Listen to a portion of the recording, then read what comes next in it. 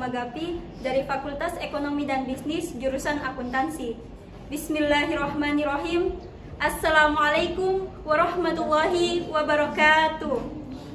Alhamdulillahirabbil alamin wa bihi nasta'in wa ala umurid dunya waddin. Assalatu wassalamu ala asrafil anbiya'i wal mursalin Sayyidina Muhammadin wa ala alihi wa ashabihi ajmain. Amma ba'd.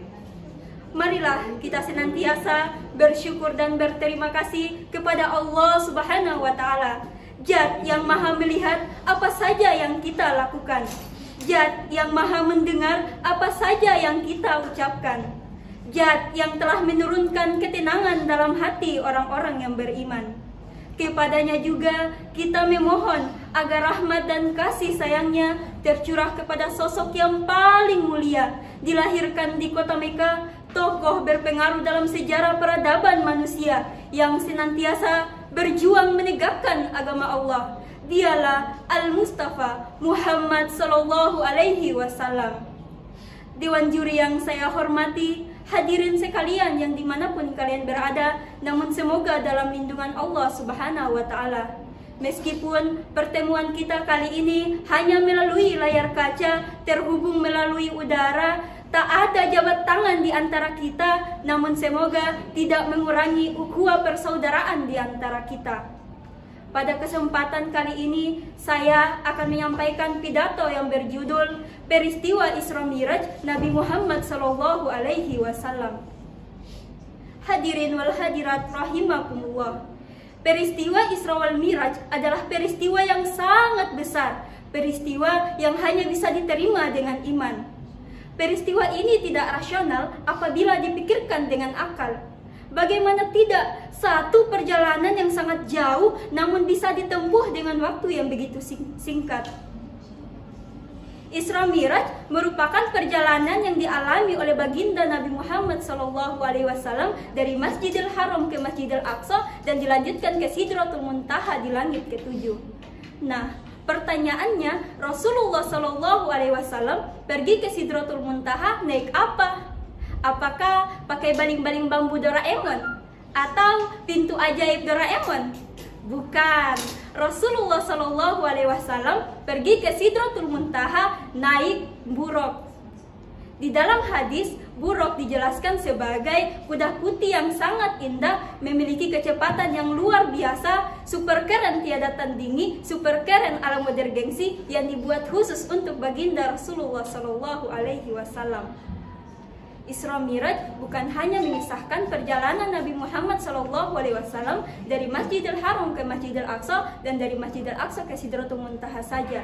Namun lebih dari itu, Allah Subhanahu wa Ta'ala menunjukkan kekuasaan dan kebesarannya kepada kita semua umat manusia. Kecepatan perjalanan yang ditempuh Nabi Muhammad SAW bisa dijelaskan dengan hukum fisika. Kita sebagai umat muslim yang taat wajib mengimani perjalanan tersebut. Ada pelajaran berharga yang bisa dipetik dari peristiwa Isra Miraj, yaitu keajaiban dari Allah Subhanahu wa Ta'ala benar adanya. Kenapa? Jika kita bayangkan perjalanan dari Mekah ke Yerusalem yang jika ditempuh dengan menggunakan pesawat memerlukan waktu 2 jam, serta perjalanan keluar angkasa tidak mungkin hanya dalam waktu semalam. Namun Allah Subhanahu wa Ta'ala dengan kuasanya mampu melakukan itu. Masya Allah. Seperti yang tercantum dalam Quran surah Al-Isra ayat 1 yang berbunyi, A'udzu billahi minasyaitonir rajim. Bismillahirrahmanirrahim. Subhanalladzi asra bi'abdihi lailan minal masjidil harami ilal masjidil aqsa alladzi barakna haulahu linuriyahu min ayatina innahu huwas samiul basir. Maha suci Allah yang telah memperjalankan hambanya Muhammad pada suatu malam dari Masjidil Haram ke Masjidil Aqsa yang telah kami berkahi sekelilingnya agar kami perlihatkan kepadanya sebagian dari tanda-tanda kebesaran kami. Sesungguhnya Dia Maha mendengar lagi Maha mengetahui. Hadirin yang dimuliakan Allah Subhanahu wa Ta'ala, perlu kita ingat bahwa hasil dari Isra Miraj adalah sholat 5 waktu. Namun apa yang terjadi di zaman sekarang? Hal-hal haram semua disikat. Ibadah terasa berat, tak peduli dengan akhirat. Ngakunya umat Nabi Muhammad, namun nekat rame-rame ninggalin sholat. Na'udzubillahi min dzalik. Sholat adalah bentuk persembahan diri kita kepada Allah Subhanahu wa Ta'ala pada jaringan yang ditetapkannya dengan nomor 24434. Subuh, duhur, asar, maghrib, dan isya. Pada mulanya, sholat berjumlah 50 waktu dalam sehari. Namun, karena kebijaksanaannya Allah, sholat diubah menjadi 5 waktu dalam sehari. Setelah Allah Subhanahu wa Ta'ala memerintahkan umat Nabi Muhammad untuk sholat, pada saat itulah Nabi ditawari dengan 2 pilihan, yaitu antara susu dan juga minuman keras. Nabi lebih memilih meminum susu daripada meminum minuman keras. Andai saja waktu itu Nabi lebih memilih meminum minuman keras, maka hambanya yang sekarang akan menjadi seorang pemabuk dan melakukan hal yang sia-sia.